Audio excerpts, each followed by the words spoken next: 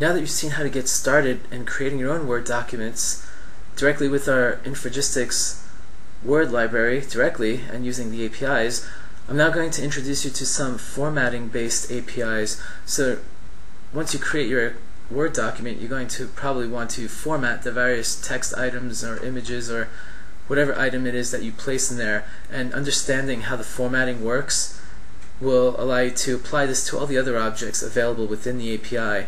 So I have here my simple Windows Forms application with just a couple of buttons, only designed to illustrate the concepts that you'll need to learn to be successful using this.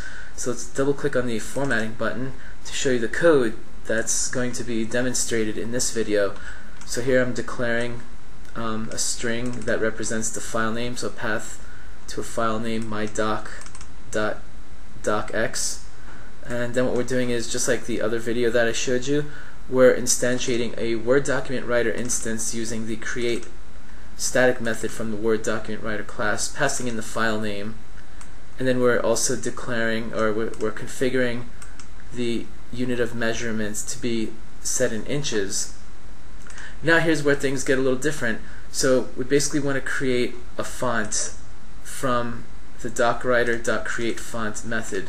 So this will return a font info object. I want to think of this as a font info, where it's an object that contains a bunch of property settings that you configure to your liking, and then you pass it around to the various text elements that you will add to the Word document through the APIs. And remembering from the first video, we're going to call the start document method, so we're kind of starting the XML tag behind the scenes, and then we're going to start the paragraph.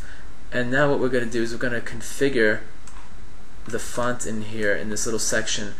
So in this little block of code here, what we're doing is we're configuring the font. We're setting the various properties such as you see here: bold, size, underline, and some of these are Boolean properties, float property, enumeration values here. So it all depends, and there's various properties that you can set on the font, and there's capitalization and so forth. And the way it works is, whenever you call the add text run to the docwriter itself, you want to basically pass in some text, and then you pass in the font that you wish to be applied to the text. That's how that one works. The previous video we didn't pass in a font, we just used the basic overload, the standard overload, but this method signature here has the overload that accepts the font as well. And then we end the paragraph. And now the other thing I want to show you is that we're creating an instance of an object called paragraph properties using the create paragraph properties method off the docwriter. And this is also another info object, where it's an object that you pretty much instantiate, and then you set properties on it, then you pass it around. And notice how this one's being used here.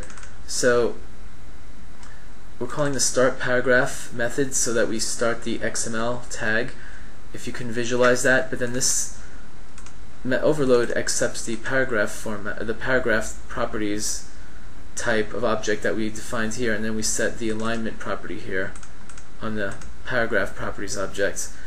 So it's very interesting because you basically create an object, you set some properties on it, then you pass it around, and it's reusable too. So if you want to create, want to add multiple paragraphs, and the same thing goes with the font object. You add a bunch of blocks of text, and you just keep reusing the same object with the properties that represent what you're interested in.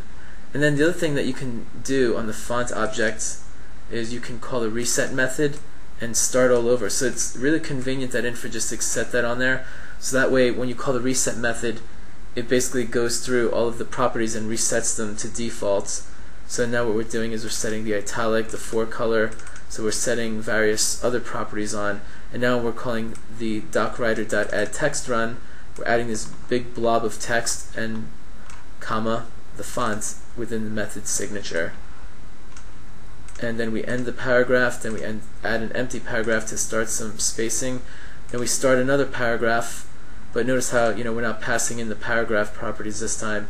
We're just creating a brand new paragraph without any properties set, and then we're resetting the font again, setting colors, and again we're just doing this to show you the variations of how you can reuse the same object that you declared and instantiated and just keep resetting it and changing properties on it if you want to do it that way. So now as I take a look at this block of code here, notice how what we're doing is we're now defining properties for the section. Now keep in mind, if you can again visualize the XML document being constructed, right now we're still within the document. We didn't call end document yet, so we're still within the creation of this document. So what we're doing is we're creating a section properties instance by using the docwriter create section properties method. And what we're doing here is we're setting a size and a page orientation for this section. So again, this is yet another info object where you define and you basically instantiate the object, set properties on it, and away we go. So now what we're doing is we're calling the docwriter.define section method, and we're passing in that section properties or section info object in, and then finally we call the end document method of the docwriter, and that closes off the XML tag, and then docwriter.close. So think of this as a stream. We're closing the stream, and process.start. Now look at check out what this document looks like when I run it. So we click on this button. So now all the text that we threw into this is right here, and that section info, or that the section properties look like this. It applied it to this one section, so we defined the section. So notice how this page is. And notice that here we have an extra page in my, because I just have an extra page in my document, but like notice what it looks like. See how much bigger, see how like the bigger that other page was, and see how this one here is much smaller. It's like oriented a little differently. So the 7 by 5 inches was what we used before in the property settings, and it was applied to only this section. And here's the text effect that we added here. So again, can't really read it, but these are all the various text effects that are available within Microsoft Word and available and accessible through our APIs. So now you know a little bit more about formatting and how to set the page orientation, page sizes, and all that kind of stuff. So now you have a little bit more control over creating your Word documents. Infragistics. On the web at infragistics.com.